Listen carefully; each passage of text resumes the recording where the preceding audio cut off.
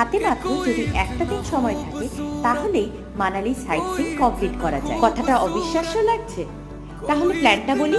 যদি আগের দিন রাত্রে মানালি ঢুকেছেন তাহলে সকাল সকাল একটা অটো অথবা গাড়ি নিয়ে বেরিয়ে পড়ুন। প্রথমেই যাবেন হাড়িম্বা মন্দির, মানালি ম্যাল থেকে মাত্র 3 কিলোমিটার। এরপর পৌঁছে যান ওল্ড মানালিতে ক্লাব হাউসে। জিপলাইনিং, রিভার জাম্পিং প্রভৃতি ছোটখাটো অ্যাডভেঞ্চার স্পোর্টসের পাশাপাশি রয়েছে অনেক। এখান থেকে 1 কিলোমিটার রাস্তা ট্রেক করেই পৌঁছে যাওয়া যায় মনু মন্দির। তবে পাহাড়ি রাস্তায় 2 কিলোমিটার হাঁটতে কতটা সময় লাগবে সেটা ডিপেন্ড করছে আপনার হাঁটা স্পিডের উপর। এরপর বশিষ্ঠ মুনির আশ্রম। বশিষ্ঠ মুনির আশ্রমের কাছেই রয়েছে মহাদেব ও শ্রী রামচন্দ্রের মন্দির।